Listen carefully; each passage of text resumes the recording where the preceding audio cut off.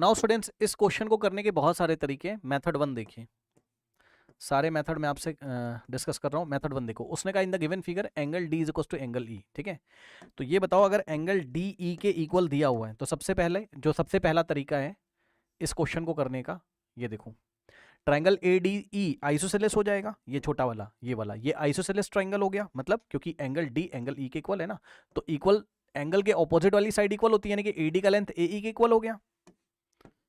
ठीक, एडी का लेंथ ए ई के इक्वल हो गया। अगर ऐसा हो गया तो उन्होंने जो इन्फॉर्मेशन दी ये भी तो दिया हुआ है ना, क्या दिया है, गिवन एंड क्या दिया हुआ है, AD upon DB, AD upon DB is equals to A E upon E C. सही है। अब आप मुझे जल्दी से बताइएगा, ये बताइए एडी किसके इक्वल है, ए ई के इक्वल है, दोनों इक्वल है तो कट जाएंगे। एडी से ए ई क्या हो गया, कैंसिल हो गया।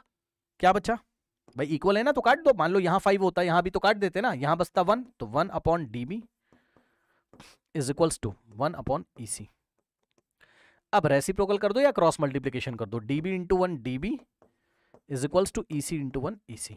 तो इस तरीके से हमने क्या दिखा दिया, D B is equals to E C दिखा दिया। अब ये आपको दिया हुआ था, क्या दिया था, A D is equals to A E दिया था और D B is equals to E C आपने प्रूफ कर दिया। ये हो गई सेकंड। दोनों को ऐड कर दो, adding 1 and 2, adding equation 1 and 2, 1 और 2 को ऐड करो। ऐड कैसे करते हैं, लेफ्ट हैंड साइड को लेफ्ट हैंड साइड में, तो A D plus D B is equals to, left hand side को लेफ्ट हैंड साइड में, A D plus D B is equals, फिर इज इक्वल्स टू लगा, इज इक्वल्स टू लगा दो, A E plus E C is equals to A E plus E C. अब देख लो A D plus D B कितना हो जाएगा, ए बी, ये पूरी लेंथ हो जाएगी ए बी, यानी कि क्या आ गया हमारे पास, A D plus D B A B is equals to A E plus E C. A E को ई सी में ऐड करो तो ए सी आ जाएगा, ए सी ये लीजिए। तो इसका मतलब हमारे पास क्या आ गया, हमारे पास ये दोनों साइड्स इक्वल आ गई। थोड़ी देर के लिए मैं इसको डिलीट करता हूँ, इन सबसे थोड़ी देर के लिए मत देखो, इसको मत देखो आप, इसको सबको हटाओ थोड़ी देर के लिए ना, इसको हटाओगे। अब आप देख रहे हो ट्राइंगल ए बी सी में 2 साइड्स आर इक्वल। कौन कौन सी, आपने क्या प्रूफ कर दिया, ये देखिए A B is equals to क्या प्रूफ कर दिया, ए सी आ गया ना। तो ए बी ए सी के इक्वल हो गया, यानी कि triangle A B C is an isosceles triangle. भाई 2 साइड्स इक्वल है तो आइसोसेलेस ट्राइंगल है, तो बस यही प्रूफ करना था, triangle A B C is an isosceles triangle, hence proofed. और अगर ये भी बोलता है proof that angle B is equals to angle C, तो हो जाता, क्योंकि इक्वल साइड्स के ऑपोजिट वाले एंगल्स भी क्या होते हैं, equal. Angles opposite to equal sides are equal, बस हो गया। ये मेथड 1 था।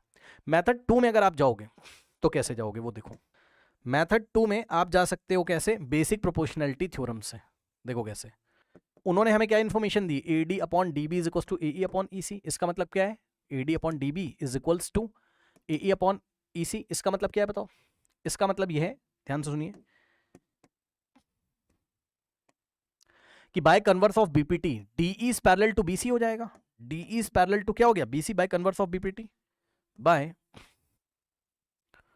Converse of basic proportionality theorem, DE is parallel to BC हो गया। और जब पैरेलल हो ही गया है तो करस्पॉन्डिंग एंगल्स इक्वल हो जाएंगे, मतलब ये इसके करस्पॉन्ड है तो इक्वल। मान लो ये x डिग्री है और ये भी x डिग्री है, क्यों, क्योंकि d और e आपस में इक्वल थे, दोनों को x मान लो। मान लो let angle d is equals to angle e is equals to x degree. d x के इक्वल दिया होता तो जितना d होगा उतना e, ये अगर x है तो ये भी x है। अब करस्पॉन्डिंग से ये अगर x है तो ये भी x है, क्योंकि भाई d is parallel to bc and ab is a transversal line. और इसी तरीके से D is parallel to BC तो AC is a transversal line, तो ये वाला एंगल करस्पॉन्डिंग एंगल से इसके इक्वल हो जाएगा। ठीक, इसका मतलब क्या हो गया, एंगल बी भी कितना हो गया x और एंगल सी भी कितना हो गया x, है ना। अब मैं डायरेक्ट समझा दे रहा हूं, मैं लिख नहीं रहा हूं, है ना, समझ लीजिएगा ना। मतलब क्या आ गया, एंगल बी भी कितना आ गया x, ये आप ठीक से लिख लो। तो angle A B C, angle A B C is equals to angle A C B, दोनों क्या हो गए, x के इक्वल। अब ये वाला ट्राइंगल पकड़ लीजिए, बड़ा वाला, इन सबको डिलीट करो थोड़ी देर के लिए, इसको डिलीट करो, इसको डिलीट करो। तो ट्राइंगल एबीसी में अब if angles are equal then sides opposite to equal angles are equal, है ना। इक्वल एंगल के ऑपोजिट वाली साइड इक्वल होती, तो इसके ऑपोजिट, एंगल एबीसी के ऑपोजिट कौन सी साइड है, एसी।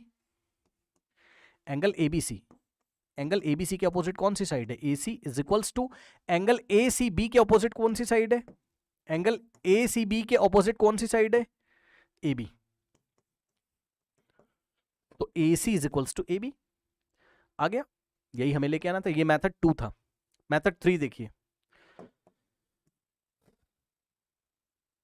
मेथड 3 है, आप जाओगे सिमिलरिटी ऑफ ट्राइंगल्स के कॉन्सेप्ट से, सिमिलरिटी ऑफ ट्राइंगल्स के कॉन्सेप्ट से, है ना। कैसे जाओगे, देखो उसके लिए आप क्या करें, angle D is equals to angle E हमें दिया हुआ है, ठीक है ना। ओके नाउ, वैसे ये करने की जरूरत नहीं है, बट करना हो तो कर लो, क्या ही है। देखो अब हमें बीपीटी से ही जाओ ना, अब हमें पता तो है ही कि देखो AD upon DB is equals to AE upon EC दिया है, तो भाई करस्पॉन्डिंग एंगल्स इक्वल हो जाए, मतलब DE is parallel to BC, तो ये बीपीटी लगानी पड़ेगी ना, क्या ही मतलब है। ये एंगल इसके इक्वल, ये एंगल इसके इक्वल, मतलब ये वाला एंगल इसके इक्वल, मैं निशान लगा देता हूँ, वैसे ही जाना पड़ेगा, कोई दिक्कत है नहीं, है ना। ये लो, ठीक। उसके बाद ये वाला इसके इक्वल, रेड वाले के इक्वल, है ना। क्यों आ गया वो मैंने आपको बता दिया यहाँ पर, बीपीटी लगाने के बाद ही हमने बोला ब्लू वाले के इक्वल करस्पॉन्डिंग एंगल से, because DE is parallel to BC हो जाएगा ना, और E वाला एंगल C वाले के इक्वल, है ना। वही चीज है, उसी फिगर को तोड़ दिया मैंने।